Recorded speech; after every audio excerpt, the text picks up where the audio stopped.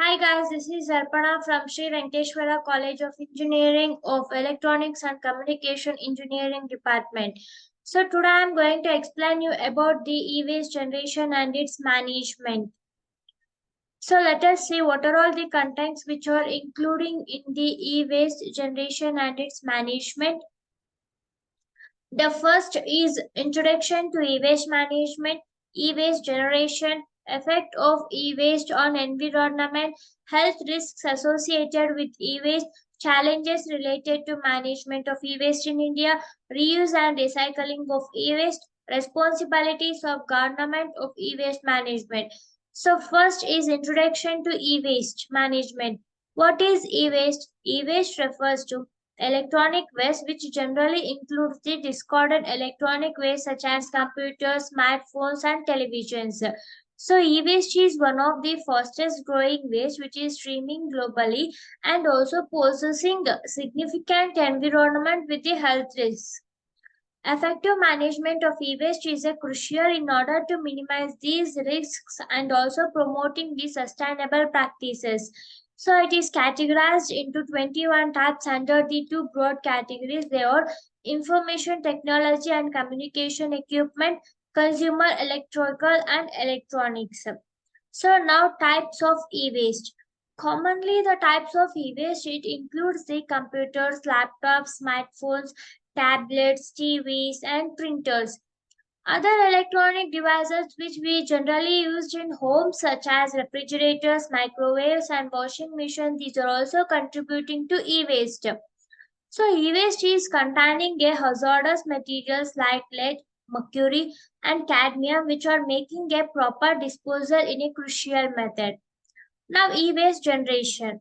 This year waste electrical and electronic equipment will be total about 57.4 million tons and will be greater than the weight of the Great Wall of China, Earth's heaviest artificial object.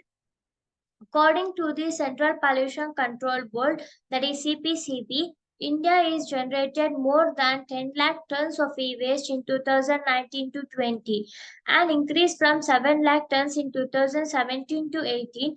Against this, the e-waste dismantling capacity has not been increased from 7.82 lakh tons since from 2017 to 18. So India is the second largest electronic waste generation in Asia. As per the 2012 report, it is saying that Indian electronic waste output has jumped 8 times in the last 7 years, that is 8 lakh tons. And also it is generated through the disposal on recycling and improper handling of electronic devices. Whatever the volume of e-waste is there, it is increasing at an alarming rate with approximately 50 million metric tons generated annually. So developing countries are the major contributors of the e-waste generation because due to the import of used electronic devices. So as we can observe here, the graph which is showing then environmental impact. So e-waste is containing a hazardous substances like lead, mercury, cadmium, which will be contaminates the soil, water, and air if it is not properly managed. So the improper disposal methods such as incineration or landfilling, it will be releasing a toxic chemicals into the environment, so which is harmful for the people who are surviving in the environment. The environment impact of e-waste it is extending beyond the local areas which is affecting the ecosystem and also global biodiversity. So as we observe in this figure, there is a so much of smoke which is coming from the e-waste which is harmful for the environment and also for the humans, even including the animals which will be affecting many diseases. Next, the health risks associated with the e-waste.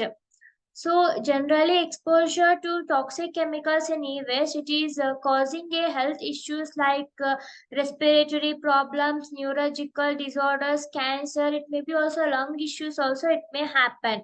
So informal recycling methods used in developing countries often involve the burning or dismantling electronic devices without proper protective measures, and they are also putting workers' health at a risk. Children who are living near the e-waste recycling sites, they are particularly vulnerable to health problems due to exposure.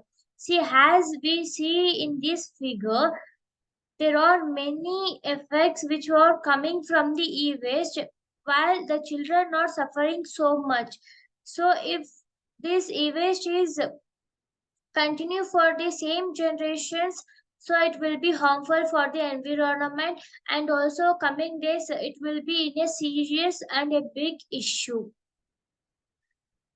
Then, what are the causes of the e-waste generation?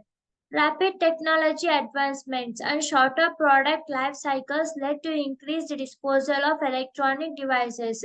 For example, now I am taking one of the electronic devices, it is having a short term life.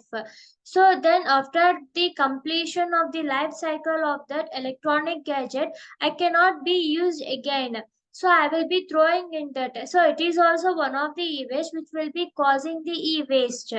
Then consumer demand for a new and upgraded gadgets contribute the generation of e-waste. So as the nowadays, while we can see that the consumer demand is more on the e-waste only, they are demanding for the new, and also they are upgrading for the new gadgets. Illegal dumping and improper disposal practices also contribute to the growing of a e-waste problem. Then legislative measures, that means what are all the measures we can take in order to control the e-waste management. So governments worldwide are implementing regulations to address the e-waste management. These regulations include mandatory recycling programs, extended producer responsibility, and restriction on hazardous substances. Compliance with these regulations ensures the proper disposal and reduces the environment impact of e-waste. Then e-waste awareness and education. Generally, it should be given for the upcoming children also. Raising public awareness about the impacts of e-waste and the importance of responsible disposal is crucial. Educational campaigns can help in order to promote the proper e-waste management practices, and it is also encouraging the recycling. Collaborations between the governments, NGOs, and industrial is a key in order to drive the effective e-waste awareness initiatives. Then conclusion. So from these topics, what we have concluded is e-waste generation and management is a pressing global issue. So with it is a global issue with a significant environmental and health implications also. Effective e-waste management is involving reducing, recycling, and also reusing the electronic devices. Effective e-waste management, it is requiring a multi-stakeholder approach, including legislation, responsible recycling, consumer awareness, and a global collaboration. By adopting sustainable practices and also promoting the circular economy principles, we can minimize the negative impact of e-waste and create a more sustainable future. So as we observe in this figure, there are environmentally safe. The cutting edge of recycling technology is used to keep the waste byproducts to an absolute minimum. Economical, by using advanced techniques, uh, that is techniques, we can extract the greater quantities of waste product. So thank you for giving such opportunity in order to explain the e-waste generation and its management. So by this topic, I would say is, so don't produce so much of e-waste. Maintain or manage the e-waste as possible as you can. So once again, thank you.